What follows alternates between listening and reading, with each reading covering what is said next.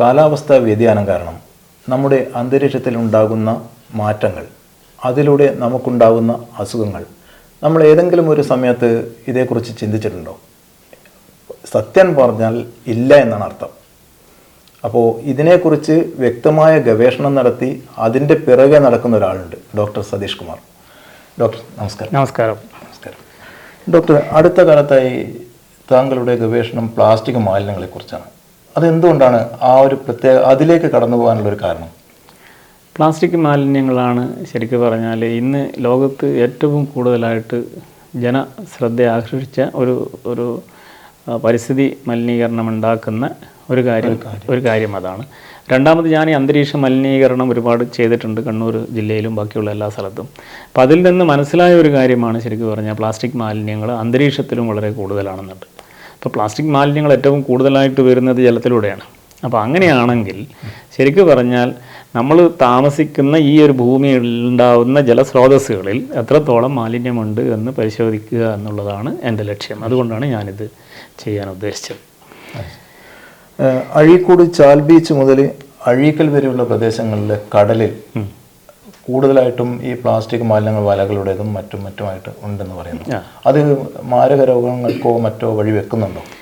ശരിക്കും നമ്മുടെ അഴീക്കൽ ചാൽ ബീച്ച് എന്ന് പറഞ്ഞു കഴിഞ്ഞാൽ കണ്ണൂർ ജില്ലയിലെ പ്രധാനപ്പെട്ട ഒരു ടൂറിസ്റ്റ് കേന്ദ്രമാണ്. ഈ അഴീക്കൽ എന്ന് പറയുന്ന സ്ഥലത്ത് ശരിക്കും നമുക്കൊരു മത്സ്യബന്ധന സൗകര്യങ്ങളൊക്കെ അവിടെ ഉണ്ട്. പിന്നെ അഴീക്കൽ ഒരു തുറമുഖമായി മാറി വരാനുള്ളൊരു സാധ്യത വളരെ കൂടുതലാണ്. അപ്പോൾ ഈ ഒരു അവസരത്തിൽ ഇത്രയധികം ജനസാന്ദ്രതയുള്ളൊരു സ്ഥലത്ത് ഇത്രയധികം പ്ലാസ്റ്റിക് മാലിന്യങ്ങൾ ഉണ്ടാകുമ്പോൾ അതുണ്ടാക്കുന്ന ആരോഗ്യ പ്രശ്നങ്ങൾ നമുക്കൊരിക്കലും തള്ളിക്കളയാൻ പറ്റില്ല. എന്തൊക്കെയായിരിക്കാം അത്?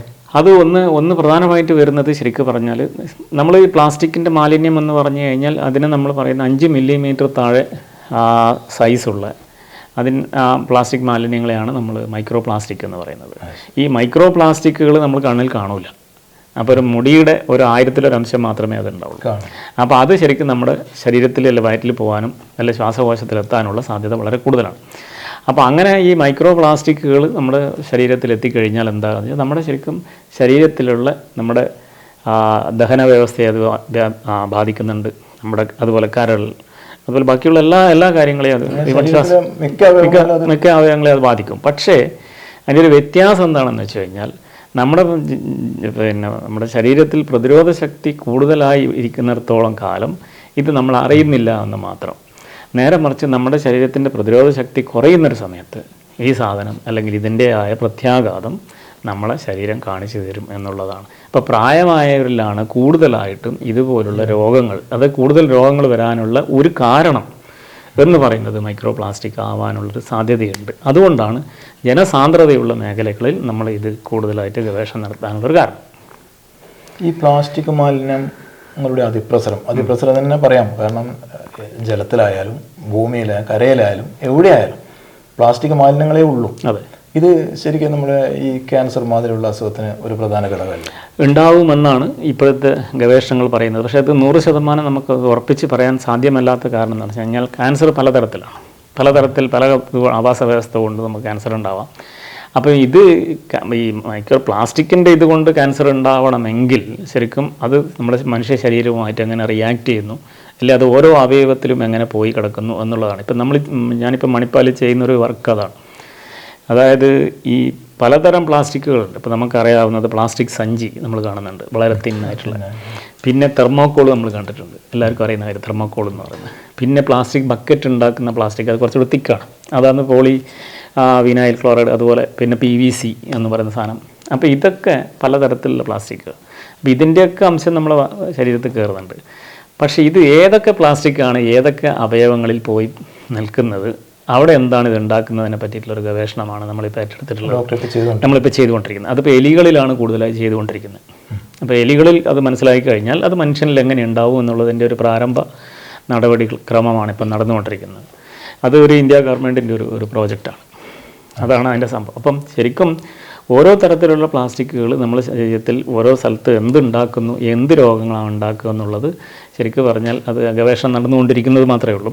പക്ഷേ യഥാർത്ഥത്തിൽ രോഗമുണ്ട് എന്നുള്ളത് സത്യമാണ്. അതിന് യാതൊരു തർക്കമില്ലാത്തൊരു കാര്യം. ഈ പ്ലാസ്റ്റിക് കാരണം അതായത് എന്താ കാരണം എന്ന് വെച്ച് കഴിഞ്ഞാൽ ഇപ്പോൾ ഒരു ഇപ്പോൾ നമ്മൾ അടുത്ത കാലത്ത് കണ്ട ഒരു കാര്യം എന്ന് പറഞ്ഞാൽ ലിവർ സീറോസിസ് എന്ന് പറയുന്നത് പ്ലാസ്റ്റിക്കിൻ്റെ മാലിന്യങ്ങൾ അല്ല മൈക്രോ പ്ലാസ്റ്റിക് നമ്മളെ ലിവറിൻ്റെ അകത്ത് വന്നു കഴിഞ്ഞാൽ ഉണ്ടാവാനുള്ള സാധ്യതയുണ്ട് എന്ന് പല റിപ്പോർട്ടുകളും നമ്മൾ കണ്ടിട്ടുണ്ട്. അപ്പോൾ അത് ശരിക്കും അത് തെളിയിക്കുന്നത് എന്താണെന്ന് വെച്ച് കഴിഞ്ഞാൽ ലിവർ സീറോസിസ് വരുന്നത് ഇതിൻ്റെ ഒരു പ്രധാനപ്പെട്ട ഒരു കാരണം പ്ലാസ്റ്റിക്കാണ് എന്നുള്ളതാണ്. ഇപ്പം പ്ലാസ്റ്റിക് എങ്ങനെ നമ്മളെ വയറ്റിലെത്തുന്നു എന്ന് ചോദിച്ചു കഴിഞ്ഞാൽ പ്രധാനപ്പെട്ട ഒരു കാര്യം ഞാൻ പറഞ്ഞുതരാം. നമ്മൾ ഈ ഉപ്പ് ഉണ്ടാക്കുന്നത് സമുദ്രജലം കുറുക്കിയിട്ടാണ്. സമുദ്രജലത്തിൽ പ്ലാസ്റ്റിക് ഉണ്ട്. അപ്പോൾ അങ്ങനെയാണെങ്കിൽ നമ്മൾ ഈ ഉപ്പ് കഴിക്കുമ്പോൾ നല്ലൊരു ഗണ്യമായ അളവിൽ പ്ലാസ്റ്റിക് നമ്മുടെ ശരീരത്തിനകത്ത് പോകുന്നുണ്ട്. അപ്പോൾ ഇത് ഏത് തരം പ്ലാസ്റ്റിക് ആണെന്ന് നമുക്കറിയില്ല. അപ്പോൾ അത് ഉണ്ടാക്കുന്ന ആരോഗ്യ പ്രശ്നങ്ങൾ വളരെ കൂടുതലായിരിക്കും. ഈ സമുദ്രത്തിൽ പ്ലാസ്റ്റിക് എന്ന് പറയുമ്പോഴത്തേക്ക് നമ്മൾ വലയൊക്കെ വല പ്ലാസ്റ്റിക്കാണ്. അതുപോലെ നമ്മൾ മറ്റു വേസ്റ്റുകളൊക്കെ. അതെ, ഇപ്പം ഞാൻ വേറൊരു കാര്യം പറഞ്ഞുതരാം. ഇപ്പം നമ്മുടെ ഈ ബോട്ടിൻ്റെയും പെയിൻറ്റുകളുണ്ടല്ലോ, പെയിൻറ്റ്, ഈ പെയിൻറ്റ് ശരിക്കും എമൽഷനാണ്. അത് പ്ലാസ്റ്റിക് കോട്ടഡാണ്. ആ സാധനം കടലിലുണ്ട്. പിന്നെ അതുപോലെ ഈ പ്ലാസ്റ്റിക്കിൻ്റെ പ്രശ്നം എന്ന് വെച്ചാൽ ഈ കടലിൽ ഉണ്ടാകുന്ന പ്ലാസ്റ്റിക് പൊടിഞ്ഞിട്ടുണ്ടാവും. ഉപ്പിൻ്റെ അംശം കൊണ്ട് അത് പൊടിയും. അപ്പോൾ ആ പൊടിഞ്ഞ പൊടി ശരിക്കും ഈ ഉപ്പിൻ്റെ അകത്ത് ഉണ്ടാവും വളരെ ഇതായിട്ട്. അത് പല സ്ഥലത്തും ചെയ്തിട്ടുണ്ട്. അത് ഉപ്പിൻ്റെ അകത്തുള്ള പ്ലാസ്റ്റിക് മാലിന്യങ്ങളെ പറ്റിയിട്ട് ഒരുപാട് ഗവേഷണം നടത്തിയിട്ടുള്ളതാണ്. അപ്പോൾ അതെന്തായാലും നമ്മൾ വയറ് ഇപ്പോൾ നമ്മൾ ശരീരത്തിൽ എടുത്തു കഴിഞ്ഞാൽ ഒരു 30% പ്ലാസ്റ്റിക് ഉണ്ട്. പക്ഷേ ഇത് എന്താ പ്രശ്നം, പ്രത്യേകിച്ച് കടലോരത്ത് താമസിക്കുന്നവർക്ക്. അപ്പോൾ ഇതിൻ്റെ ഒരു പ്രശ്നം എന്താണെന്ന് വെച്ച് കഴിഞ്ഞാൽ ഇതുണ്ടാക്കുന്ന ആരോഗ്യ പ്രശ്നങ്ങൾ വളരെ ഗുരുതരമാണ് എന്ന് പല സ്ഥലത്തുമുള്ള റിപ്പോർട്ടുകൾ നമ്മൾ കാണുന്നുണ്ട്. പക്ഷേ ഞാൻ നേരത്തെ പറഞ്ഞ പോലെ പ്രതിരോധ ശക്തിയിലുള്ള വ്യത്യാസം കൊണ്ടാണ് പെട്ടെന്ന് അത് കാണാത്തത്. അതാണ് അതിൻ്റെ ഒരു പ്രശ്നം. നമ്മളിപ്പോൾ ശരിക്കും കടൽ മത്സ്യമൊക്കെ നമ്മൾ വളരെ കടൽ മത്സ്യത്തിലുണ്ട് രീതിയിൽ നമ്മൾ കടൽ മത്സ്യത്തിലുണ്ട്. പക്ഷേ കടൽ മത്സ്യത്തിൽ നമ്മൾ ഏറ്റവും കൂടുതലായിട്ട് നമ്മൾ പറയുന്നത് അതിലുണ്ടാക്കുന്ന ഈ അമോണിയ പോലുള്ള സാധനങ്ങൾ ചേർക്കുമ്പോഴുള്ള മാരകമായ പ്രശ്നങ്ങളെ പറ്റിയിട്ട് നമ്മൾ ചർച്ച ചെയ്യുന്നുള്ളൂ. പക്ഷേ യഥാർത്ഥത്തിൽ ഇതും ഒരു വിഷയമാണ്. നമ്മൾ ഇതിനെ പറ്റി ഇതൊരു വിഷയമാണ് എന്നുള്ളതാണ്. പക്ഷേ ഒരു ചോദ്യം വരുന്നത് എന്തുകൊണ്ടെന്ന് വെച്ച് കഴിഞ്ഞാൽ നമുക്ക് അമോണിയ ചേർത്ത ഒരു മത്സ്യത്തിനെ നമുക്ക് പല രാസപ്രക്രിയയിലൂടെ നിർവീര്യമാക്കാൻ പറ്റും.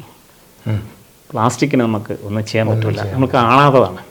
നമുക്കൊരു മൈക്രോസ്കോപ്പ് ഉപയോഗിച്ചിട്ട് മാത്രം കാണുന്നതായത് കൊണ്ടാണ് ഇതിനൊരു പ്രസക്തി ഇല്ലാത്തത്. നമ്മൾ കണ്ണിൽ കാണുന്നില്ലല്ലോ. ഇല്ല, അതാണ് ഇതിൻ്റെ ഒരു പ്രശ്നം. അതേപോലെ ഈ കടൽ വെള്ളത്തിനെ മാത്രം നമ്മൾ ബേസ് ചെയ്യാറ്. ഇപ്പം ഉദാഹരണം പറയാം, നമ്മൾ കിണറിനൊക്കെ വല ഉപയോഗിക്കും. അതെ അതെ. ഈ കിണർ വല പഴകുന്നതിനനുസരിച്ചോ അതിന് ശേഷമോ അല്ലെ നമ്മൾ വെള്ളം കോരാൻ വേണ്ടിയിട്ട് പ്ലാസ്റ്റിക് അതെ അതെ അതെ അതും നമ്മൾ ഈ കപ്പിയിലൊക്കെ അതും അതിന്റെ പൊടിയൊക്കെ നമുക്ക് മാരകം തന്നെയാണ്. അത് ശരിക്കും പറഞ്ഞാൽ ഇപ്പോൾ ഈ പ്ലാസ്റ്റിക് വലകൾ സൂര്യപ്രകാശവും മഴയും മാറി മാറി കൊണ്ടുകൊണ്ട് ശരിക്കും അത് പൊടിയും. ആ പൊടിഞ്ഞിട്ട് ആ പൊടി ശരിക്കും കിണറ്റിൽ വരാം. അതൊരു കാര്യം. രണ്ടാമത്തെ കാര്യം കയറും പൊടിഞ്ഞ് അതും കിണറ്റിൽ വരാം. പിന്നെ വേറൊരു കാര്യം എന്താണെന്ന് വെച്ച് കഴിഞ്ഞാൽ അന്തരീക്ഷത്തിലുള്ള പ്ലാസ്റ്റിക്കിൻ്റെ മാലിന്യങ്ങളുണ്ടെങ്കിൽ അതും ശരിക്കും കിണറ്റിൽ വരാം. മഴ പെയ്യുമ്പോൾ കിണറ്റിലേക്ക് വരാം. അപ്പോൾ ഇങ്ങനെയുള്ള ഒരുപാട് സ്രോതസ്സുകളുണ്ട്. അപ്പം നമ്മൾ ചെയ്യേണ്ടത് എന്താണെന്ന് വെച്ച് കഴിഞ്ഞാൽ ഞാൻ പറയുന്നൊരു കാര്യം, ഓരോ വർഷവും നമുക്ക് ശരിക്കും ഈ പ്ലാസ്റ്റിക് വലകൾ നമുക്ക് മാറ്റുകയും അതുപോലെ ഈ പ്ലാസ്റ്റിക് കയറുകൾക്ക് പകരം ചകിരി ഉപയോഗിച്ചുള്ള കയറ്. പിന്നെ നമ്മൾ വേറൊരു കാര്യം, നമ്മൾ ഈ പച്ചക്കറിയൊക്കെ കട്ട് ചെയ്യുന്ന പ്ലാസ്റ്റിക് ബോർഡുകൾ മാറ്റി മരത്തിൻ്റെ ഉപയോഗിക്കാം. പിന്നെ നമ്മൾ പ്ലാസ്റ്റിക് കഴുകി വൃത്തിയാക്കുന്ന സ്ക്രബ്ബർ, നമ്മൾ ആ സ്ക്രബ്ബർ മാറ്റുക. സ്ക്രബ്ബർ അതായത് നമ്മൾ മറ്റേ സ്റ്റീൽ ബോർഡ് പോലത്തെ ഒരു സാധനം ഉണ്ടല്ലോ, ആ സാധനം വെച്ച് ഒരിക്കലും പ്ലാസ്റ്റിക് വരക്കാൻ പാടില്ല. അത് ശരിക്കും പറഞ്ഞാൽ സ്ക്രാച്ച് ഉണ്ടാവുന്ന എല്ലാം പ്രശ്നമാണ്. അതിനകത്ത് സ്ക്രാച്ച് വരുന്നുണ്ടല്ലോ. അപ്പോൾ അതുപോലെ പ്ലാസ്റ്റിക്കിലും വരും. അപ്പോൾ പ്ലാസ്റ്റിക് വരുമ്പോൾ അത് പൊടിപാടലുണ്ടാവും. ആ പൊടി പ്ലാസ്റ്റിക് ആ പാത്രത്തിൽ തന്നെ ഉണ്ടാവും. ആ പാത്രം നമ്മൾ ഉപയോഗിക്കുമ്പോൾ വീണ്ടും പ്രശ്നങ്ങൾ വരാനുള്ള സാധ്യതയാണ്. അപ്പോൾ ഇത് നമുക്ക് ഒരു പരിധിയോളം നമുക്ക് തടയാൻ പറ്റും. ഇങ്ങനെയുള്ള കാര്യങ്ങൾ നമ്മളൊരു മുൻകരുതലെടുത്തു കഴിഞ്ഞാൽ ഒരു പരിധിയോളം നമുക്ക് തടയാൻ പറ്റും. നമ്മൾ ഉണ്ടാക്കുന്നത് നമുക്ക് തടയാൻ പറ്റും. മറ്റത് നമുക്കൊന്നും ചെയ്യാൻ പറ്റാത്തൊരവസ്ഥയാണ്. അപ്പോൾ അത് ഉണ്ടാക്കുന്ന ആരോഗ്യ പ്രശ്നങ്ങൾ ഇപ്പം ലോകം മുഴുവൻ നമ്മൾ എടുത്തു കഴിഞ്ഞാൽ മനുഷ്യൻ്റെ ബ്ലഡിൽ ഇത് കണ്ടെത്തിയിട്ടുണ്ട്. ഈ പ്ലാസ്റ്റിക്കിൻ്റെ അംശം മുലപ്പാലിൽ കണ്ടെത്തിയിട്ടുണ്ട്. ചെറിയ കുട്ടികൾ കുടിക്കുന്നതാണ്, അതിൻ്റെ അകത്ത് പോലും കണ്ടെത്തിയിട്ടുണ്ട്. അതുപോലെ എല്ലാ അവയവങ്ങളിലും പ്ലാസ്റ്റിക് കണ്ടെത്തിയിട്ടുണ്ട്. ഇതിനൊരു പ്രതിവിധി എന്താണ്? ഇതിന് പ്രതിവിധി എന്ന് പറഞ്ഞു കഴിഞ്ഞാൽ പ്ലാസ്റ്റിക്കിൻ്റെ ഉപയോഗം അത്യാവശ്യമുള്ള സമയത്ത് മാത്രം നമ്മൾ ചെയ്യുക എന്നുള്ളതാണ്. പിന്നെ ഇതിനെ ഉപയോഗിക്കുമ്പോൾ ഇതൊരു അപകടകാരിയാണ് എന്നുള്ളൊരു ബോധം നമ്മളെ മനസ്സിലുണ്ടാവണം എപ്പോഴും. ഇപ്പോൾ അതിൽ നമ്മൾ ഏറ്റവും കൂടുതൽ നമ്മൾ നന്ദി പറയേണ്ടത് ഹരിതകർമ്മസേനയാണ്. ഇപ്പം നമ്മുടെ വീട്ടിലും നാട്ടിലൊക്കെയുള്ള എല്ലാ പ്ലാസ്റ്റിക്കുകളും ഒന്നുമില്ലെങ്കിൽ വ്യക്തമായ രീതിയിൽ കളക്ട് ചെയ്ത് കൊണ്ടുപോയി നമ്മുടെ ഒരു പരിസര മലിനീകരണത്തിന് ഒരു പരിധിയോളം ഒരു ഒരു ഇതുണ്ടാക്കുന്നത് ശരിക്കും പറഞ്ഞാൽ അവരാണ്. അതാണ് അവരുമായിട്ട് കൂടുതൽ സഹകരിക്കണം. പലരും അവരുമായിട്ട് സഹകരിക്കാത്ത ഒരവസ്ഥ ഉണ്ടാകുന്നുണ്ട് എന്നുള്ളതാണ്. അപ്പോൾ അത് പ്രധാനപ്പെട്ട ഒരു കാര്യം. പിന്നെ നമ്മൾ ഉദ്ദേശിക്കുന്നതെന്ന് പറഞ്ഞു കഴിഞ്ഞാൽ ഈ നമ്മൾ ഇലക്ട്രോണിക് വേസ്റ്റ് എന്ന് പറയുന്നത്, ഇപ്പം നമ്മൾ കമ്പ്യൂട്ടർ കേടായാലും അങ്ങനെയുള്ള കാര്യങ്ങൾ, ഇതിൻ്റെ അകത്തൊക്കെ ഒരുപാട് പ്ലാസ്റ്റിക്കുകളുണ്ട്. ഈ സാധനങ്ങൾ നമ്മൾ നേരിട്ട് കളയാണ് ചെയ്യുന്നത്, വളപ്പിൽ വേണ്ടി എടുക്കുക. അപ്പോൾ നമ്മൾ പരിസരത്ത് കൊണ്ടിടുന്നു. അപ്പോൾ അതുണ്ടാക്കുന്ന പ്രശ്നങ്ങൾ വളരെ കൂടുതലാണ്, വളരെ കൂടുതലാണ്. പിന്നെ അതുപോലെ ഈ നമ്മുടെ മീൻപിടുത്ത വല എന്ന് പറയുന്നത്, അതിനെ എപ്പോഴും നമ്മൾ നോക്കണം, അത് പൊടിഞ്ഞു പോകുന്നുണ്ടോ അതെല്ലാം ഇപ്പോൾ ശ്രദ്ധിച്ചിട്ട് നമ്മൾ ചെയ്യണം. കാരണം അത് മീൻ ഭക്ഷിക്കുന്നതാണ്, മീനിൻ്റെ വയറ്റിൽ പോകുന്നതല്ല. അപ്പോൾ അങ്ങനെയുള്ള എന്നാലും നമുക്കൊരു ലിമിറ്റുണ്ട്, നമുക്കത് പറയാനും ചെയ്യാനും. പക്ഷേ നമുക്ക് ശരിക്കും പറഞ്ഞാൽ നമ്മൾ ഇതുമായിട്ടുള്ള കാര്യങ്ങൾ വെച്ച് നോക്കുന്ന നമ്മൾ പിന്നെ ബോധവാന്മാരാവണം. അതുപോലെ നമുക്കറിയുന്ന കാര്യങ്ങൾ മറ്റുള്ളവരോട് പറഞ്ഞ് മനസ്സിലാക്കി കൊടുക്കുമ്പോഴാണ് യഥാർത്ഥത്തിൽ ഒരു ശാസ്ത്രം ജനങ്ങളിലേക്ക് എത്തുന്നത്. ഇതാണ് എനിക്ക് പറയാനുള്ളത്. ഡോക്ടർ, ഇപ്പോൾ ഈ ഗവേഷണം കൂടുതലും ഇപ്പം നമ്മുടെ ഈ കണ്ണൂർ ഏരിയയിലെ ഈ ഒരു പ്രദേശം ശരിക്കും ജനസാന്ദ്രത ഏറിയതാണ്. അതെ അതെ. മാത്രമല്ല കടലോരവും. അതെ അതെ. അപ്പൊ ഇവിടെയാണ് ഇപ്പം ബോട്ട് ഹാർബർ കൂടുതലായിട്ടുള്ളതെന്ന് എനിക്ക് തോന്നുന്നു. അതെ അതെ. അങ്ങനെയാണെങ്കിൽ അത് ഇവിടുത്തെ ജനങ്ങളെയും ഒരു പരിധിവരെ ബാധിക്കുന്നുണ്ട്, ഇല്ലാന്ന് ഞാൻ പറയുന്നില്ല. ഇവിടുത്തെ ഗവേഷണത്തിൽ ഡോക്ടർക്ക് എന്താണ് അത് ഇവിടുത്തെ നമുക്ക് കണ്ടെത്തിയത് എന്താണെന്ന് വെച്ച് കഴിഞ്ഞാൽ, ഇവിടെ ഏറ്റവും കൂടുതലായിട്ടുള്ളത് നൈലോണാണ് കിട്ടിയത്. ഈ കടൽ വെള്ളത്തിൽ നമ്മൾ പരിശോധിച്ചപ്പോൾ ഏറ്റവും കൂടുതലായിട്ട് കിട്ടിയത് നൈലോണാണ്. ഇപ്പം നൈലോൺ ഉണ്ടാകുന്ന കാര്യം നമുക്ക് തന്നെ അറിയാം, വലയാണ് പ്രധാനപ്പെട്ട കാര്യം. പിന്നെ അത് കൂടാതെ ഈ ബോട്ടിന് അടിക്കുന്ന എമൽഷൻ പെയിൻറ്റുകൾ, ഇത് മീനിൻ്റെ വയറ്റിലെത്തുന്ന ഒരു സാധനമാണ്. എമൽഷൻ പെട്ടെന്ന് എത്തും. പിന്നത്തെ ഒരു സംഭവം എന്താണെന്ന് വെച്ച് കഴിഞ്ഞാൽ, പ്ലാസ്റ്റിക് ബക്കറ്റ് പൊടിഞ്ഞ സാധനങ്ങൾ. അതായത് അത് ശരിക്കും പറഞ്ഞാൽ നമ്മൾ ഈ പൊട്ടിയ പ്ലാസ്റ്റിക്കുകൾ മുഴുവൻ പല സ്ഥലത്തും വലിച്ചെറിഞ്ഞ് മഴ പെയ്യുമ്പോഴത് പുഴയിലെത്തും. ആ പുഴ വഴിയാണ് ഇത് കടലിലേക്ക് പോകുന്നത്. അപ്പോൾ കടലിൻ്റെ ഉപ്പ് ആയിട്ട് കൂടിച്ചേർന്നുകൊണ്ട് ഇതിന് കൊറോഷൻ സംഭവിക്കുകയും അത് പൊടിയായി മാറുകയും ചെയ്യും. അത് കാലക്രമേണ വരുന്നൊരു സാധനമാണ്, വളരെ ഇതായിട്ട് വരുന്നൊരു സാധനമാണ്. അപ്പോൾ അതാണ് നമ്മൾക്കിപ്പോൾ കണ്ടെത്താൻ കഴിഞ്ഞത് ഇവിടെ. അപ്പോൾ ഇത് ശരിക്കും പറഞ്ഞാൽ നമ്മൾ മത്സ്യബന്ധനത്തിന് ഏർപ്പെട്ട ഈ സ്ഥലത്ത് ഏറ്റവും കൂടുതൽ ഉണ്ടാകാനുള്ള ഒരു കാരണം, ഏറ്റവും കൂടുതൽ മത്സ്യബന്ധനം നടക്കുന്നൊരു സ്ഥലമുണ്ട്. പിന്നെ ചാല് ഒരു ടൂറിസ്റ്റ് കേന്ദ്രമാണ്. അപ്പോൾ ഈ ടൂറിസ്റ്റ് കേന്ദ്രത്തിൽ സംഭവിക്കുന്നത് എന്താ വെച്ചാൽ, ലക്ഷ്യമില്ലാതെ ഈ സാധനങ്ങൾ വലിച്ചെറിയുന്ന ഒരു സമ്പ്രദായം ഉണ്ട്, ഇപ്പോഴും ഉണ്ടായാലും അവർ കാലത്ത് വന്നിട്ടാണ് അത് ചെയ്യുന്നത്. പക്ഷേ തലേന്ന് വൈകുന്നേരം ഈ സാധനം അവിടെ വന്നിട്ട് നിക്ഷേപിക്കുന്ന ഒരുപാട് പേരുണ്ട്. കാരണം ഭക്ഷണം കൊണ്ടുവരുന്നത് പ്ലാസ്റ്റിക്കിലാണ്. ഈ ഭക്ഷണം കഴിച്ചതിന് ശേഷം ഈ പ്ലാസ്റ്റിക് ഉപ്പ് വെള്ളത്തിൽ കൊണ്ടിടുകയും ഇത് അവിടെ വെച്ചിട്ട് കൊറോഷൻ ഉണ്ടാകാനുള്ള സാധ്യതയും അത് ശരിക്കും പറഞ്ഞാൽ ഉണ്ടാകാനുള്ളത്. അപ്പോൾ അതിനെ നിയന്ത്രിക്കാൻ, അതിനെ ശരിക്കും പറഞ്ഞൊരു അവബോധം സൃഷ്ടിക്കാൻ മാത്രമേ നമുക്ക് പറ്റുള്ളൂ. അതാണ് നമ്മൾ ഈ സ്ഥലം സെലക്ട് ചെയ്യാനുള്ള ഒരു കാരണം ഒരു ടൂറിസത്തിൻ്റെ ഒരു ലൊക്കേഷനാണ്. അവിടെ വളർന്നു വരുന്ന ടൂറിസ്റ്റ് സെൻ്ററാണ് ശരിക്കും പറഞ്ഞാൽ ചാൽ ബീച്ച് എന്ന് പറയുന്നത്. അതുകൂടാതെ ഈ പറയുന്ന തുറമുഖം വരാനുള്ള സാധ്യതയുണ്ട്, നമുക്കൊരു ജെട്ടിയുണ്ട്. ഇതുപോലുള്ള കാര്യങ്ങൾ ഏറ്റവും കൂടുതലായിട്ടുള്ള സ്ഥലമാണ് ശരിക്കും പറഞ്ഞാൽ. ആ സ്ഥലം ബേസ് വെച്ചിട്ടാണ് നമ്മളത് ചെയ്തത്. ഇതേപോലെ പല സ്ഥലത്തും, ലോകത്ത് പല സ്ഥലത്തും ആൾക്കാർ ചെയ്തിട്ടുണ്ട്. അപ്പോൾ അവിടെ കിട്ടിയതിനേക്കാൾ അത്രേ ലെവലിൽ തന്നെ സാധനങ്ങൾ നമുക്ക് ഇവിടെയും കിട്ടിയിട്ടുണ്ട്. ഇതൊരു ഗ്രാമീണ മേഖലയായാൽ പോലും ജനസാന്ദ്രതയിലുള്ള വ്യത്യാസമാണ്. അതുകൊണ്ട് തന്നെ അത്രയും പ്രശ്നങ്ങൾ ഉണ്ട്. പക്ഷെ അത് നമ്മൾ മനസ്സിലാക്കുന്നില്ല എന്നുള്ളതൊരു സത്യമാണ്. അത് മനസ്സിലാക്കിയിട്ട് കാര്യങ്ങൾ ചെയ്യണം. പക്ഷേ അതിനെന്ത് ചെയ്യും എന്ന് ചോദിച്ചാൽ, പ്ലാസ്റ്റിക് ഉപയോഗിക്കാൻ പാടില്ല എന്നുള്ളതല്ല. പ്ലാസ്റ്റിക് ഉപയോഗിക്കുന്നതിൽ ഒരു സംവിധാനം ഉണ്ട്. പിന്നെ നല്ല ക്വാളിറ്റി പ്ലാസ്റ്റിക്കുകൾ മാർക്കറ്റിൽ കിട്ടുന്നുണ്ട്, അത് നമ്മൾ ഉപയോഗിക്കാൻ ശ്രമിക്കുക. പിന്നെ ഏത് കാര്യത്തിനും അതിൻ്റേതായ പ്രശ്നങ്ങളുണ്ടല്ലോ, അത് നമ്മൾ ശ്രദ്ധിക്കേണ്ടതാണ്. പിന്നെ ഇത് ശരിക്കും പറഞ്ഞാൽ നമ്മുടെ കുട്ടികളെ പറഞ്ഞ് മനസ്സിലാക്കുക. കാരണം അവരാണ് നാളത്തെ ആൾക്കാർ. അപ്പോൾ അവരെ പറഞ്ഞ് മനസ്സിലാക്കുകയാണെങ്കിൽ ഒരു പരിധിയോളം ഈ പ്ലാസ്റ്റിക്കുകൾ ഉണ്ടാക്കുന്ന സാമൂഹ്യ വിപത്ത് എന്താണെന്ന് അവർ തിരിച്ചറിയുകയും അവരുടെ ഒരു ഇടപെടൽ അത്യാവശ്യമായ ഒരു ഘട്ടമാണ് നമ്മൾ കടന്നു പോകുന്നത്. ഡോക്ടർ, ഇത് ശരിക്കും ഒരു സാമൂഹിക പ്രശ്നം തന്നെയാണ്. നമ്മുടെ സമൂഹത്തിനെ കാർന്നു തിന്ന ഒരു വല്ലാത്തൊരു സംഭവമാണ്. അതെ.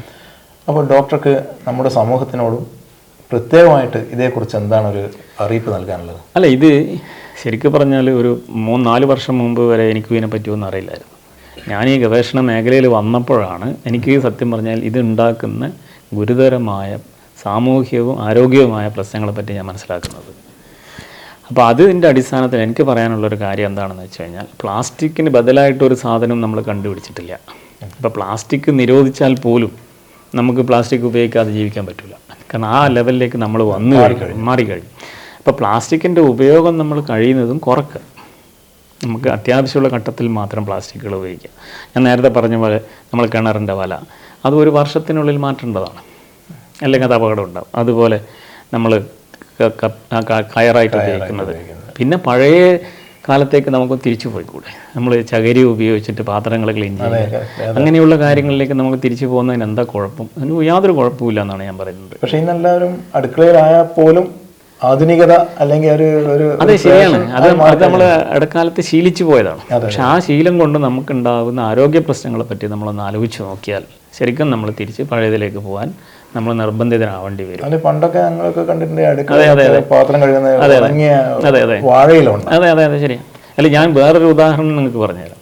ഇപ്പം നമ്മളൊരു പ്ലാസ്റ്റിക് ബക്കറ്റിനകത്ത് ഒരു പാത്രത്തിനകത്ത് നമ്മളൊരു പ്ലാസ്റ്റിക് കപ്പ് ഇട്ട് വെക്കുന്നെന്ന് വെച്ചോ, ഒരു കപ്പ് ഇട്ട് വെക്കുക. എന്നിട്ട് 2 ദിവസം ഒരു ദിവസമോ 2 ദിവസമോ കഴിഞ്ഞിട്ട് ഈ കപ്പ് നിങ്ങളൊന്ന് അതിൻ്റെ പ്രതലം ഒന്ന് പരിശോധിച്ചാൽ ഒരു വഴുവഴുപ്പ് നിങ്ങൾക്ക് ഫീൽ ചെയ്തിട്ടുണ്ട്. ഇത് അപകടകാരിയാണ്. ആ സാധനം അതൊരു ഫിലിം ഉണ്ടാക്കുന്നതാണ്. ഈ പ്ലാസ്റ്റിക്കിൻ്റെ മുകളിൽ ഒരു ഫിലിം, അതിനാണ് ബയോ ഫിലിം എന്ന് പറയുന്നത്. അത് ഒരു ശാസ്ത്രീയമായിട്ടുണ്ടാവുന്നതാണ്. ഈ ബയോ ഫിലിമിൻ്റെ പ്രത്യേകത എന്ന് വെച്ചാൽ ഇതിൻ്റെ അകത്താണ് വൈറസും ബാക്ടീരിയയും ഉള്ളത്. ഏറ്റവും കൂടുതൽ വൈറസും ബാക്ടീരിയയും വളരാൻ സഹായകമായ ഒരു സ്ഥലമാണ് ഈ ബയോഫിലിം എന്ന് പറയുന്നത്. അപ്പോൾ ഈ പ്ലാസ്റ്റിക് പഴകിയ അല്ലെങ്കിൽ ഈ വെള്ളത്തിലിട്ട് വെച്ച പ്ലാസ്റ്റിക് എടുത്തു കഴിഞ്ഞാൽ ഉടനെ തന്നെ സോപ്പിട്ട് കൈ കഴുകിയിട്ടില്ലെങ്കിൽ ഈ വൈറസും ബാക്ടീരിയയും നമ്മുടെ വയറ്റിലെത്തുന്നുള്ളത് ഒരു സംശയം വേണ്ട. ഇത് മാരകമാണ്. പക്ഷെ അതാരും ചെയ്യാറില്ല, ഒരാളും ചെയ്യാറില്ല. ഈ കോവിഡ് കാലത്ത് കോവിഡ് ശരിക്കും ട്രാൻസ്മിറ്റ് ചെയ്യുന്നതിൽ ഒരു പങ്ക് വഹിച്ചത് ഈ സാധനമാണ് എന്ന് ഇപ്പോഴാണ് നമുക്ക് മനസ്സിലാവുന്നത്, ഗവേഷണങ്ങളിലൂടെ. അപ്പം പ്ലാസ്റ്റിക് ഉണ്ടാക്കുന്നൊരു പ്രശ്നമാണത്. അപ്പോൾ അത് നമ്മൾ ശ്രദ്ധിക്കണം. പക്ഷേ പലരും ചിന്തിക്കുന്നത് വെച്ചാൽ നമ്മുടെ കിണറ്റിലുള്ള വെള്ളത്തിൻ്റെ എന്തോ പ്രശ്നം കൊണ്ടാണ് ഇങ്ങനെ സംഭവിക്കുന്നുള്ളത്. യഥാർത്ഥത്തിൽ അങ്ങനെയല്ല, അത് എല്ലാത്തിലും ഉണ്ടാവും. അപ്പോൾ ശരിക്കും പറഞ്ഞാൽ അങ്ങനെ ബയോഫിലിം ഫോം ചെയ്യാത്തൊരു പ്ലാസ്റ്റിക് ആണെങ്കിൽ കുറച്ചും കൂടെ നല്ലതാണ്. അത് പ്ലാസ്റ്റിക്കിൻ്റെ ക്വാളിറ്റിക്ക് വ്യത്യാസം ഉണ്ടാവും, അതിനനുസരിച്ചിട്ടാണ്. അതൊരു ശാസ്ത്രീയമായിട്ടൊരു നമ്മളെ ചാർജുകൾ ഉണ്ടാകുന്നതിൻ്റെ അടിസ്ഥാനത്തിൽ ചെയ്യുന്നതാണത്. അപ്പോൾ അങ്ങനെയുള്ള പ്ലാസ്റ്റിക്കുകൾ മാറ്റിയിട്ട് ശരിക്കും ഒരു ഗ്രേഡ് കൂടിയ പ്ലാസ്റ്റിക് ഉപയോഗിക്കുകയാണെങ്കിൽ ഒരു പരിധിയോളം അതിനൊരു ഇതുണ്ടാകും. അപ്പോൾ ശരിക്കും നമുക്ക് വേണ്ടതൊരു അവബോധമാണ്. നമ്മൾ ചെയ്യുന്നത് ഇതാണ്. ഇപ്പോൾ നമ്മൾ ഇനി എന്ത് വേണമെന്ന് വെച്ച് കഴിഞ്ഞാൽ അങ്ങനെ ഒരു സാധനം കിട്ടിയാൽ കൈ കഴുകണം, അത്രേ ഉള്ളൂ. അതെ, അത് പക്ഷേ കുട്ടികളെ പഠിപ്പിക്കണം. കാരണം സ്കൂളുകളിൽ പ്രശ്നമുണ്ട്. ഈ രാവിലെ മുതലേ തൊട്ടിയിൽ വെള്ളം എടുത്തിട്ട് അതിനകത്ത് കപ്പിട്ടിട്ടുണ്ടാവും. അപ്പോൾ ഈ ബയോഫിലിം ഉണ്ടാകാനുള്ള സാധ്യത വളരെ കൂടുതലാണ്. അപ്പോൾ കുട്ടി അത് തൊടാനുള്ള സാധ്യതയുണ്ട്. അപ്പോൾ ഇങ്ങനെയാണ് പല രോഗങ്ങളും നമുക്ക് വരാനുള്ളൊരു സാധ്യത. അപ്പോൾ എനിക്ക് പറയാനുള്ള എന്താണെന്ന് വെച്ച് കഴിഞ്ഞാൽ അധികാരികളുടെ ഒരു തികഞ്ഞ ഒരു ആസൂത്രണം ഇതിൻ്റെ അകത്ത് ആവശ്യമാണ്. കാരണം ജനങ്ങളെ നമ്മൾ ബോധവാന്മാരാക്കണം. അതുകൂടാതെ സ്കൂളുകളിൽ ഇതിനെ പറ്റിയിട്ടുള്ള ചർച്ചാ ക്ലാസ്സുകൾ ശരിക്കും സംഘടിപ്പിക്കണം. മൂന്നാമത്തെ കാര്യം എന്താണെന്ന് വെച്ച് കഴിഞ്ഞാൽ നമ്മൾ ഉപയോഗിക്കുന്ന സാധനങ്ങൾ നല്ലതാണ് എന്ന് നമ്മൾ ഉറപ്പ് വരുത്തണം. എന്നാൽ മാത്രമേ ഇതിനകത്തൊരു പരിഹാരം നമുക്ക് ഉണ്ടാക്കാൻ പറ്റുള്ളൂ. അല്ലെങ്കിൽ ഇതുണ്ടാക്കുന്ന ആരോഗ്യ പ്രശ്നങ്ങളും സാമൂഹ്യ പ്രശ്നങ്ങളുടെയും അതെ നമ്മളത് വ്യാപ്തി വളരെ കൂടുതലാണ്. നമ്മളെ വളരെ മാരകമായി ബാധിക്കുകയും ചെയ്യും.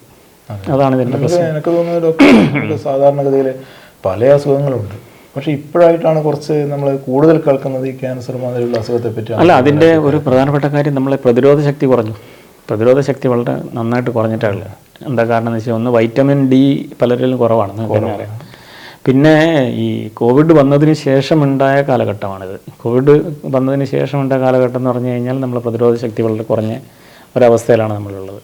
അപ്പോൾ ആ അവസ്ഥയിൽ വേറൊരു രോഗം വന്നു കഴിഞ്ഞാൽ ഏത് രോഗത്തിനെയും നമ്മളെ ആക്രമിച്ച് കീഴ്പ്പെടുത്താൻ പറ്റും എന്നുള്ളതാണ് ഇപ്പം നമ്മൾ കാണുന്നത്. അപ്പോൾ അത് ഒരു വലിയ പ്രശ്നമാണ്. അപ്പോൾ ചുരുക്കി പറഞ്ഞു കഴിഞ്ഞാൽ പരിസരത്തുണ്ടാകുന്ന ഏത് പ്രശ്നവും അപകടകരമാണ്. പക്ഷേങ്കിൽ പ്ലാസ്റ്റിക്കിൻ്റെ ഒരു പ്രശ്നം എന്ന് പറഞ്ഞാൽ പ്ലാസ്റ്റിക് നമ്മൾ കാണുന്നില്ല. ഇപ്പോൾ ഉദാഹരണത്തിന് നമ്മൾ കിണറ്റിലുള്ള വെള്ളം നമുക്കൊരു ഫിൽറ്റർ വെച്ച് ക്ലീൻ ചെയ്തെടുക്കാം. ഒരുപാട് ഫിൽറ്റർ നാട്ടിലുണ്ട്. പക്ഷേ പ്ലാസ്റ്റിക് ക്ലീൻ ചെയ്യുന്നൊരു സാധനം വന്നിട്ടില്ല. വന്നിട്ടില്ല മാർക്കറ്റിൽ വന്നിട്ടില്ല. പലരും പല ഗവേഷണ സ്ഥാപനങ്ങളും ഉണ്ടാക്കിയിട്ടുണ്ട് നല്ലത്. അത് കമേഴ്ഷ്യലായിട്ട് മാർക്കറ്റിൽ വന്നില്ല. കാരണം അതിൻ്റെ താങ്ങാനാവാത്ത വിലയാണ് അതിൻ്റെ കാരണം. അതിനെ ഇനിയിപ്പം വില കുറച്ച് കൊണ്ടുവന്നാലുള്ള ടെക്നോളജി ഒരുപാട് സ്ഥലത്ത് നടക്കുന്നുണ്ട്. ഇതാണ് ഇതിൻ്റെ പ്രധാന പ്രശ്നം. പിന്നെ പ്ലാസ്റ്റിക് കടന്ന് ചെല്ലാത്ത സ്ഥലം ഉണ്ടായിട്ടില്ല.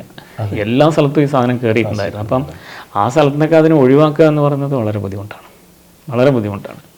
അപ്പോൾ അതിനെ നമ്മൾ കൺട്രോൾ ചെയ്ത് ഉപയോഗിച്ച് കാര്യങ്ങൾ ചെയ്യുക എന്നുള്ളതാണ് നമുക്കിപ്പം എല്ലാവരോടും പറയാനുള്ള ഒരു പ്രധാനപ്പെട്ട കാര്യം. ഇതിന് ശരിക്കും പറഞ്ഞാൽ പഞ്ചായത്തുകളും അല്ലെങ്കിൽ ഗവൺമെൻറ്റും എല്ലാവരും ഇടപെട്ടുകൊണ്ട്, എല്ലാ സന്നദ്ധ സംഘടനകളും ഇടപെട്ടുകൊണ്ട് നമുക്ക് ഉദാഹരണത്തിന് ഈ പ്ലാസ്റ്റിക് ശരിക്കും റോഡ് നിർമ്മാണത്തിൽ പ്ലാസ്റ്റിക്കിന് കാര്യമായ പങ്ക് ചെയ്യാൻ, അതൊരു പ്ലാസ്റ്റിക് ഒരു ഇൻഗ്രീഡിയൻ്റ് ആയിട്ട് ചെയ്യാൻ പറ്റും എന്നുള്ളത് കണ്ടുപിടിക്കപ്പെട്ടിട്ടുണ്ട്. അപ്പോൾ അങ്ങനെയുള്ള കാര്യങ്ങളിൽ കുറച്ചും കൂടെ മുൻതൂക്കം കൊടുത്തുകൊണ്ട് പ്ലാസ്റ്റിക്കിൻ്റെ ഉപയോഗം അത് കൂടുതലായിട്ട് ചെയ്യാനുള്ളൊരു സംവിധാനം നമ്മൾ ഉണ്ടായിക്കഴിഞ്ഞാൽ കുറേ പ്ലാസ്റ്റിക് മാലിന്യങ്ങളെ നമുക്ക് ആ ഡയറക്ഷനിലേക്ക് കൊണ്ടുപോകാൻ പറ്റും. അങ്ങനെ ഒരു ഡയറക്ഷൻ ഉണ്ടായി കഴിഞ്ഞാൽ അത് പക്ഷേങ്കിൽ ഗവൺമെൻറ് ലെവലിൽ ചെയ്യേണ്ട ഒരു കാര്യം. അപ്പോൾ അത് ചെയ്ത് കഴിഞ്ഞാൽ ഒരു പരിധിയോളം അതിനെപ്പറ്റിയും പരീക്ഷണം ഉണ്ട്, പരീക്ഷണം നടക്കുന്നുണ്ട്. അതെ ഉണ്ട്. അതിനെപ്പറ്റി ഒരുപാട് കാര്യങ്ങൾ ചെയ്യുന്നുണ്ട്. അപ്പോൾ അങ്ങനെയുള്ള സംവിധാനങ്ങൾ. പിന്നെ പ്ലാസ്റ്റിക് പൊടി ഉണ്ടാക്കും എന്നുള്ളത് നമ്മൾ മനസ്സിലാക്കുക. ആ പൊടി വളരെ അപകടകരമാണ്. അതാണ് നമുക്ക് ഇതിൻ്റെ അതിപ്പോൾ പറയാനുള്ളത്. ഡോക്ടർ, നമ്മുടെ അന്തരീക്ഷ മലിനീകരണം എന്നുള്ളതിനേക്കാൾ ഉപരി ഇപ്പോൾ ഡോക്ടർ പറഞ്ഞ കാര്യങ്ങളിലൂടെ മനസ്സിലാവുന്നത് പ്ലാസ്റ്റിക് ശരിക്കും ഒരു വില്ലനാണ്. അതെ. അപ്പോൾ അതിനെ ഒഴിച്ചു നിർത്താൻ നമുക്ക് സാധിച്ചാൽ ഒരു 85% അസുഖം നമുക്ക് ഒഴിവാക്കാൻ തന്നെ പറ്റും. അത് പ്ലാസ്റ്റിക് കൊണ്ടുള്ള അസുഖം നമുക്ക് ഒഴിവാക്കാം. പിന്നെ നമ്മൾ പറയുന്നത് ഈ നമ്മുടെ ഈ ഭക്ഷണത്തിലൂടെ വരുന്നതെന്ന് പറഞ്ഞു കഴിഞ്ഞാൽ ഉപ്പ് പോലത്തെ സാധനങ്ങളിൽ എന്തായാലും ഉണ്ടാവും. അതുപോലെ തന്നെ ഈ പറയുന്ന പല ജങ്ക് ഫുഡിലും ഈ സാധനങ്ങളൊക്കെ ഉണ്ടാവും. നമുക്കറിയാം, ജങ്ക് ഫുഡ് കഴിക്കൽ ഒരു സ്റ്റൈലും കൂടിയാണ്. അതെ. ജങ്ക് ഫുഡിൽ ഇത് ഉണ്ടാവാനുള്ള സാധ്യത ഉണ്ടാവാം. നമുക്ക് അതിനെപ്പറ്റി പക്ഷെ ആരും അങ്ങനെ ഒരു ഇതായിട്ട് വന്നിട്ടില്ല. പിന്നെ നമ്മൾ ഇതിനൊക്കെ വിദേശ രാജ്യങ്ങളാണ് കൂടുതൽ ചെയ്യുന്നത്. അവർ പിന്നെ ഇങ്ങനത്തെ ഫുഡ് കഴിക്കുന്നത് കൊണ്ടായിരിക്കാം അത് ചിലപ്പോൾ അവർ അതിനെപ്പറ്റി കൂടുതൽ വർക്ക് ചെയ്യാത്തത് എന്ന് വേണമെങ്കിൽ പറയാം. പക്ഷേ ഇത് നമ്മൾ ഇങ്ങനെയൊക്കെ പറയുമ്പോൾ, ഇപ്പം ഞാൻ നേരത്തെ ബ്യൂട്ടി പാർലറിനെ പറ്റി പറഞ്ഞു, പക്ഷേ അപ്പോൾ അവർക്ക് ചിലപ്പം ഇത് കേൾക്കുമ്പോൾ എന്നോടൊരു ദേഷ്യം ഉണ്ടാവാം. കാരണം ഇയാളാണല്ലോ ഇതൊക്കെ പറയുന്നതെന്നുള്ളത്. പക്ഷെ അങ്ങനെ എടുക്കരുത്. അങ്ങനെ എടുക്കരുത്. ശരിക്കും പറഞ്ഞാൽ അതിനെ നമുക്ക് മാറ്റിയിട്ട് വേറൊരു തരത്തിലുള്ള സംഭവം കൊണ്ടുവരാൻ പറ്റുകയാണെങ്കിൽ അതിന് ബദലായിട്ട് വേറൊരു സാധനം കൊണ്ട് നിങ്ങൾക്ക് തന്നെ നല്ല നിങ്ങളുടെ ഒരു കണ്ടുപിടുത്തമായിട്ട് നിങ്ങൾക്ക് ഇനി എടുക്കാം, അല്ലേ? നിങ്ങളുടെ ഒരു പ്രോഡക്റ്റായിട്ട് എടുക്കാം. അതാണെന്നല്ല നമ്മൾ ചെയ്യേണ്ടത്. അപ്പോൾ അങ്ങനെയുള്ള കാര്യങ്ങൾ നമുക്ക് ഉണ്ടാക്കിയെടുക്കാൻ സാധിക്കുകയാണെങ്കിൽ ഒരു സാമൂഹ്യ പ്രതിബദ്ധതയാണ് അതിനകത്ത്. എൻ്റെ വേറൊന്നുമില്ല. ഇപ്പം നമ്മൾ ചെയ്യുന്ന വർക്ക് നമ്മൾ ശരിക്കും പറഞ്ഞാൽ അഴീക്കൽ തുറമുഖത്തും അല്ലെങ്കിൽ അഴീക്കലും ചെയ്യുന്നത് ഇതിനെപ്പറ്റി അഴീക്കൽ എത്രയുണ്ട് എന്നുള്ളതിനെപ്പറ്റി പഠിക്കാനുള്ളതല്ല നമ്മൾ ചെയ്യുന്നത്. ശരിക്കും പറഞ്ഞാൽ ഓരോ സ്ഥലത്തുള്ള പ്ലാസ്റ്റിക്കിൻ്റെ അംശം ഏതൊക്കെയാണ് എന്നുള്ളതാണ്, അതിൻ്റെ ക്വാണ്ടിറ്റി എങ്ങനെയാണ്. പിന്നെ വേറെ എന്താണെന്ന് വെച്ച് കഴിഞ്ഞാൽ ഇപ്പം നമ്മൾ ചെയ്ത ഒരു കാര്യം നമുക്ക് അഴീക്കൽ നിന്ന് മനസ്സിലായ ഒരു കാര്യം എന്താണെന്ന് വെച്ച് കഴിഞ്ഞാൽ ഈ പോളിസ്റ്റൈറിൻ എന്ന് പറയുന്ന ഒരു തരം പ്ലാസ്റ്റിക് ഉണ്ട്. ഈ പോളിസ്റ്റൈറിൻ്റെ പ്രശ്നം എന്താണെന്ന് വെച്ച് കഴിഞ്ഞാൽ ഇതിൻ്റെ സാന്ദ്രത വളരെ കുറവാണ്. വെള്ളത്തിനേക്കാളും കുറവാണ്. അപ്പോൾ സാന്ദ്രത കുറഞ്ഞ സാധനം വെള്ളത്തിൻ്റെ മുകളിൽ പൊങ്ങിക്കിടക്കണം. അതാണ് നമ്മൾ ഇപ്പോൾ നമ്മൾ റബ്ബറിൻ്റെ അല്ലെങ്കിൽ മരത്തിൻ്റെ കോർക്ക് എടുത്തു കഴിഞ്ഞാൽ അത് വെള്ളത്തിൽ പൊങ്ങിക്കിടക്കുമല്ലോ. പക്ഷേ നമുക്കിവിടെ കിട്ടിയത് എങ്ങനെയാണെന്ന് വെച്ച് കഴിഞ്ഞാൽ വെള്ളത്തിൻ്റെ അടിയിലാണ് ഈ പോളിസ്റ്റൈറിൻ കൂടുതലായിട്ട് കിട്ടിയത്. അപ്പോൾ ഈ സാധനം എങ്ങനെ താഴെ പോയി? അതെന്തുകൊണ്ടാണ്? അതാണ് ഞാൻ നേരത്തെ പറഞ്ഞത്, ബയോഫിലിം ഉണ്ടായത്. ഇതിൻ്റെ അകത്ത് ഈ ഫിലിം ഉണ്ടായി. അപ്പോൾ പോളിസ്റ്റൈറിലാണ് ഏറ്റവും കൂടുതൽ ഫിലിം ഉണ്ടാകുന്നത്. അപ്പോൾ ആ ഫിലിം വന്നപ്പോൾ അതിൻ്റെ സാന്ദ്രത കൂടുകയും ഈ സാധനം താഴേക്ക് പോവുകയും അതാണ് മീൻ കഴിക്കുന്നത്. അപ്പോൾ അത് വലിയ പ്രശ്നമല്ലേ? അത് നമുക്ക് ഈ അഴീക്കൽ നടത്തിയ ഒരു ഗവേഷണം നമുക്ക് മനസ്സിലായതാണ്. അങ്ങനെയുള്ള കാര്യങ്ങൾ മനസ്സിലാക്കാൻ നമ്മളിത് ചെയ്യുന്നത്. പക്ഷേ അതിൻ്റെ അകത്ത് നമുക്ക് കണ്ട കാര്യങ്ങൾ ഇത്ര കാര്യങ്ങൾ ഇവിടെ ഉണ്ട് എന്നുള്ളത് നമ്മൾ ജനങ്ങളെ അറിയിക്കുക എന്നുള്ളത് നമുക്കൊരു സാമൂഹ്യമായ ഒരു കാഴ്ചപ്പാടുള്ളത് കൊണ്ട് നമ്മളത് പറയുന്നത്. അപ്പോൾ നമ്മൾ പറയുന്നത് ഇതല്ല, ഒരാൾ മാത്രം ചെയ്തുകൊണ്ട് കാര്യമില്ല. ഒരു കൂട്ടായ്മയോടുകൂടെ മാത്രമേ നമുക്ക് എല്ലാവരും കൂടെ സഹകരിച്ചു കഴിഞ്ഞാൽ ഒരു പരിധിയോളം നമുക്ക് ഈ പ്ലാസ്റ്റിക് മാലിന്യങ്ങൾ തടയാൻ പറ്റും തന്നെയാണ്. കാരണം പല രാജ്യങ്ങളിലും ഇത് ചെയ്തിട്ടുണ്ട്. എല്ലാ സ്ഥലത്തും ഇത് ചെയ്തിട്ടുണ്ട്. നമ്മുടെ നാട് പിന്നെ ജനസാന്ദ്രതയുടെ പ്രശ്നം കൊണ്ടാണ്, ഇത്രയധികം ജനങ്ങളുള്ളത് കൊണ്ട് നമുക്കിത് ചെയ്യാൻ കുറച്ച് ബുദ്ധിമുട്ടുണ്ട്. എന്നാൽ പോലും ഇപ്പോൾ പോലും ചെയ്യുന്നുണ്ട്. ഇപ്പോൾ ഒരുപാട് വളരെ എല്ലാവരും സഹകരിച്ച് ചെയ്യുന്നു. കാരണം എല്ലാവർക്കും അതിൻ്റെ വിഷമം മനസ്സിലായി. പിന്നെ വേറെന്ന് പറഞ്ഞാൽ നമ്മുടെ ഈ പ്ലാസ്റ്റിക്കുകൾ നമ്മളെ മണ്ണിൽ കലർന്നു കഴിഞ്ഞാൽ ഉണ്ടാകുന്ന ഈ എന്താ പറയുക, പിന്നെ ചെടികൾക്കുണ്ടാകുന്ന പ്രശ്നങ്ങൾ, മണ്ണിൻ്റെ ഘടന വ്യത്യാസം വരുന്നുണ്ട്. ഇപ്പം മണ്ണിര എന്ന് പറയുന്ന സാധനമില്ലല്ലോ, ഇല്ല. അത് ഈ പ്ലാസ്റ്റിക്കും അതുപോലെ പിന്നെ കൃത്രിമമായ വളങ്ങളും ശരിക്കും അതിൻ്റെ അകത്ത് ചേരുന്നത് കൊണ്ടാണ് ഇങ്ങനെ സംഭവിക്കുന്നത്. അപ്പോൾ നമുക്ക് വേണ്ടത് പഴയ മണ്ണിനെ നമുക്ക് തിരിച്ചു കൊണ്ടുവരാൻ പറ്റും. അതാണ് ചോദ്യം. അത് തിരിച്ചു കൊണ്ടുവരാൻ പറ്റണം എന്നുള്ളതാണ്. അതായത് നമ്മുടെ പൂർവികർ നമുക്ക് നല്ല മണ്ണ് തന്നു, നമ്മൾ അതിനെ നശിപ്പിച്ചു. പക്ഷേ ഇന്നത്തെ ഉപയോഗം കാരണം അത് നശിച്ചു. നശിച്ചു. അപ്പോൾ നമ്മളിനി നമ്മൾ അടുത്ത തലമുറക്ക് എന്താ കൊടുക്കണ്ടേ? പഴയ തന്നെ കൊടുക്കണ്ടേ? അതാണ് ചോദ്യം. അതാണ് ചോദ്യം. പഴയ തലമുറ നമുക്ക് തന്ന നല്ല മണ്ണ്, നല്ല വെള്ളം, നല്ല വായു, ഈ സാധനങ്ങൾ പുതിയ തലമുറക്ക് കൊടുക്കാൻ നമ്മൾ ബാധ്യസ്ഥരാണ്. കഴിയുമോ? അതാണ് ചോദ്യം. എത്രത്തോളം നമുക്ക് പറ്റും? ആ ചോദ്യം എല്ലാവരുടെയും മനസ്സിലുണ്ടായാൽ വളരെ നല്ലത്. തീർച്ചയായും. ഡോക്ടർ നമുക്ക് നൽകിയ ഉപദേശം സമൂഹത്തിലെ ഓരോ വ്യക്തിയും ശിരസ വഹിച്ചാൽ നമുക്കുണ്ടാകുന്ന മാരക രോഗങ്ങളും അന്തരീക്ഷ മലിനീകരണങ്ങളും ഒരു പരിധിവരെ നമുക്ക് ഒഴിവാക്കാൻ തന്നെ കഴിയും. ഡോക്ടറുടെ ഈ വിലയേറിയ ഉപദേശം നമ്മൾ സ്വീകരിക്കുക തന്നെ ചെയ്യണം. ഡോക്ടർ, നന്ദി.